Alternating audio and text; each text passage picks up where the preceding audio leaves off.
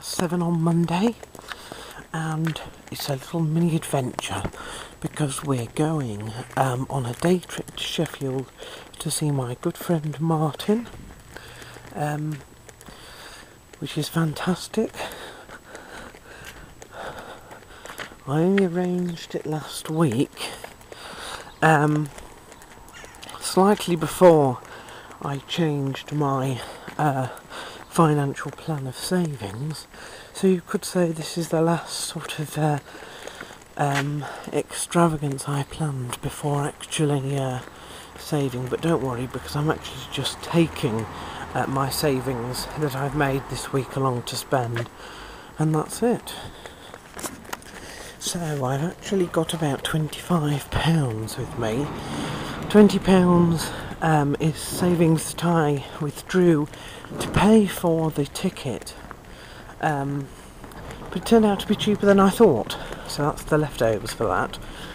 And £5, which I'm very chuffed with, is the amount that I've managed to save this week. Now, I think I can usually save about 10, but this week I ran into a little bit of trouble with my sort of trial, so I ended up spending slightly more than I thought I would.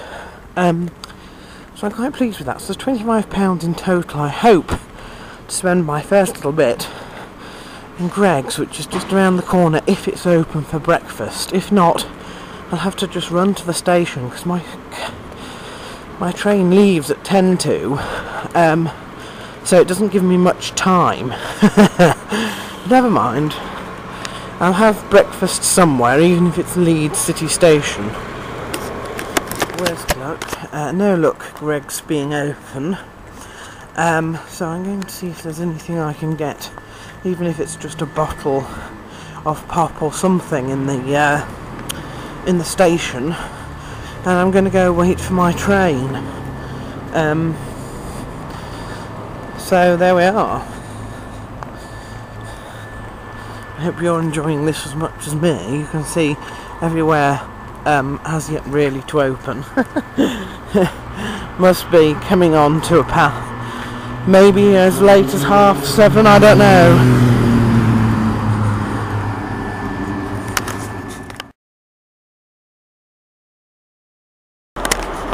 So a little twist on the tale, people.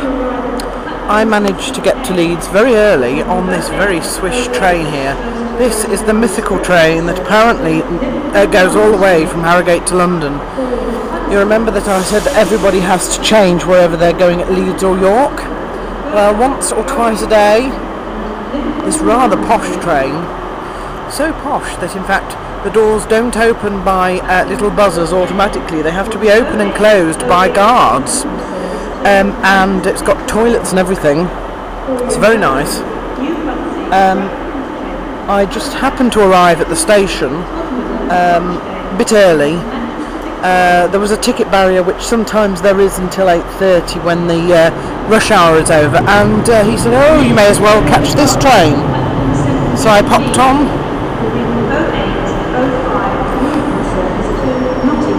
It's a really nice train inside. And it wasn't very busy because, of course, we've missed the main rush hour. It doesn't arrive in London until 10:30, which is too late for businessmen. So, but there we are. Of course, it does mean I'm in Leeds a little bit early, but never mind. Guy on the ticket barrier was very, very kind. Yeah, so I did manage to get breakfast at the station.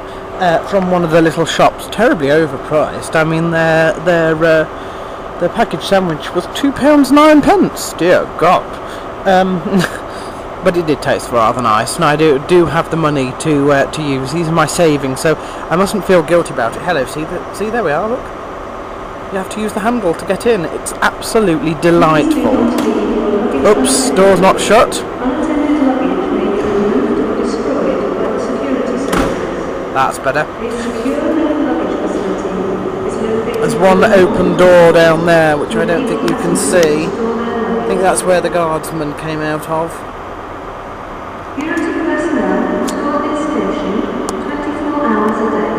I'm absolutely besotted with this train.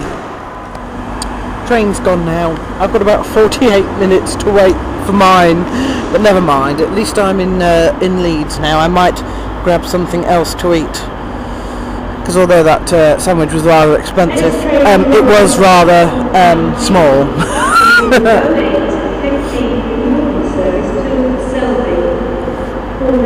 It's funny actually, because whilst I was waiting to get off the train, I was in the little bits between carriages, which are a bit like bendy buses, because they sort of can move, they bend and flex as the train goes round corners on the tracks.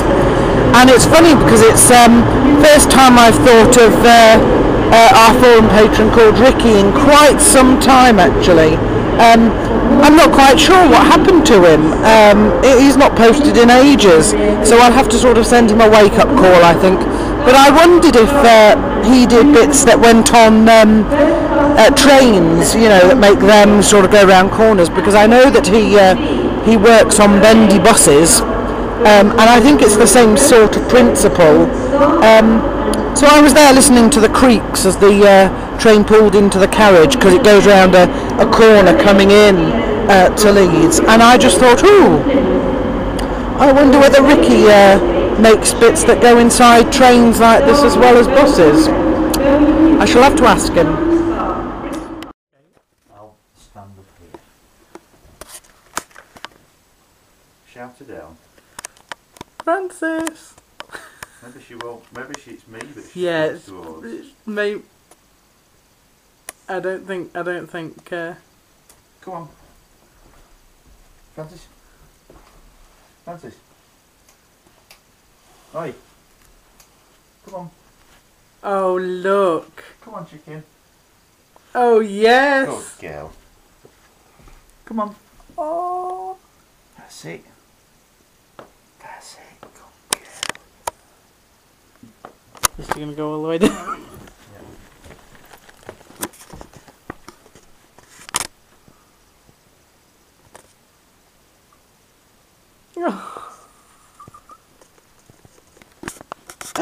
Oh, not lovely.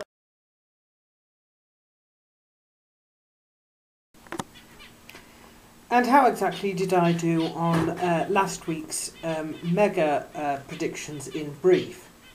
Well, Dream 15, not too bad. I got Gegard, Musasi and Nakamura. Melvin Manhoff lost again. And Kawajiri lost, which I thought was a bit of a disappointment, but there we are. Impact FC, I did a lot better. The only one I got wrong there was Carlos Newton, not too bothered about that. I got Josh Barnett, Caro Parisian, Sokoju and Jeff Monson correct, so that's good there. XFC, not so good. I went for Dustin Rhodes and Ryan Quinn, and they both lost. And I went for Micah Miller, and he won, so that's good. Stars and Strikes, about equal. Razor Rob, John Alessio and Gabriel Rudiger all won. Cole Escovedo, Dave Kaplan and Joey De La Cruz lost. So about half and half I got there. And the other one was Sport Fight X. I went for Diego Lima and he won. I went for Josh Glover and I'm not quite sure because I haven't managed to find the result for that one. Now they say that Eric Kriegermeyer actually lost his match, but it was a decision loss and that it still won Fight of the Night or something like that. So congratulations to all of those anyway, and hopefully I'll do just as well next week.